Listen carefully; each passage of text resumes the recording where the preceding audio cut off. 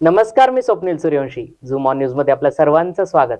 आता पाहूया दिवसभरातील महत्त्वाच्या बातम्या. मनोज जरांगे पाटील यांना मी भेटलो होतो तेव्हा त्यांनी काही महत्त्वाचे मुद्दे उपस्थित केले होते. 1 महिन्याचा कालावधी त्यांनी दिला होता. त्यानंतर मुख्यमंत्री एकनाथ शिंदे यांच्याशी आज चर्चा केली. दोन्ही समाज ओबीसी आणि मराठा यांच्याबद्दल सकारात्मक निर्णय घेऊ अशी माहिती मंत्री शंभूराज देसाई यांनी माध्यमांशी बोलताना दिली आहे.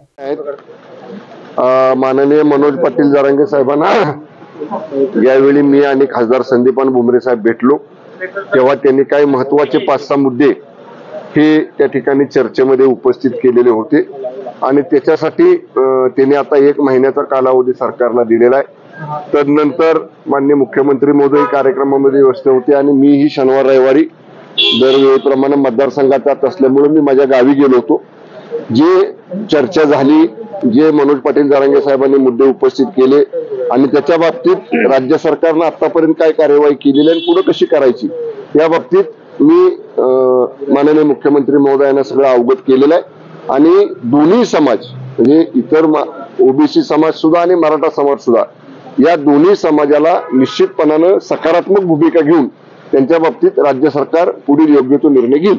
सर, उद्या वर्धापन दिन आहे, सर्वांचं लक्ष द्यायला लागलेलं आहे, कसं बघताय? बघा, मी सकाळी देखील याच्यावरती बोललो. आम्ही वर्धापन दिनाचं नियोजन सगळ्या पदाधिकाऱ्यांनी केलेलं आहे.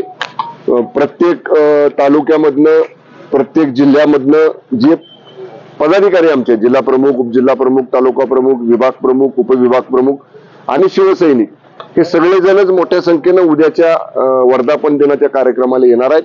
आणि वर्धापन दिनामध्ये माननीय मुख्य नेते आणि राज्याचे मुख्यमंत्री माननीय एकनाथजी शिंदे साहेब पक्ष अधिक मजबूत कसा करायचा, अधिक गाव बूथ स्तरावरती पक्षाचं संघटन अधिक प्रभावी कसं करायचं आणि निश्चितच 2 वर्षात माननीय शिंदे साहेबांच्या नेतृत्वाखाली राज्य सरकारमध्ये केलेलं काम या सगळ्याच गोष्टींचा विस्तृत आढावा उद्याच्या भाषणामध्ये कदाचित माननीय मुख्य नेते आणि मुख्यमंत्री एकनाथजी शिंदे साहेब घेतील.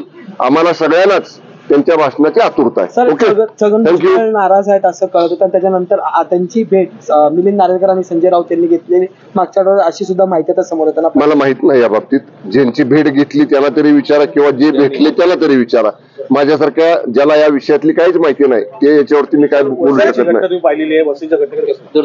दुर्दैवी अत्यंत घटना आहे. म्हणजे मला सुद्धा वाहिनीवरतीच ते पाहायला मिळालं आणि याची तात्काळ या ठिकाणी कारवाई करण्याचे निर्देश माननीय मुख्यमंत्री महोदयांनी देखील दिलेले आहेत. आणि मला वाटतं त्यातला एक संशयित आरोपी पोलिसांनी पकडला देखील आहे. मध्यंतरी महिलांच्या सुरक्षेसाठी मी गृह विभागाचा राज्यमंत्री असताना एक पायलट प्रोजेक्ट सातारा जिल्ह्यामध्ये राबवला होता आणि तोच प्रोजेक्ट मी आता पालकमंत्री झाल्यानंतर सातारा जिल्ह्यामध्ये आम्ही राबवलेला आहे. मी माननीय उपमुख्यमंत्री महोदयांचा मुख्यमंत्री महोदयांचा वेळ मागितलेला आहे. सातारामध्ये जो आम्ही महिला पथदर्शी प्रकल्प सुरक्षेचा राबवला होता त्याचं सादरीकरण मला माननीय मुख्यमंत्री उपमुख्यमंत्री महोदयांना द्यायचंय. म्हणजे कशा पद्धतीनं महिलांची सुरक्षा अधिक आहे या मॅनफोर्स मधनं कशी करता येईल आम्ही तो करण्याचा प्रयत्न साताऱ्यामध्ये केलेला आहे. मी जरूर माननीय मुख्यमंत्री उपमुख्यमंत्री महोदयांना ते दाखवेन आणि तशा पद्धतीची निश्चित राज्य सरकार योग्य ती भूमिका घेईल. चला, थँक्यू.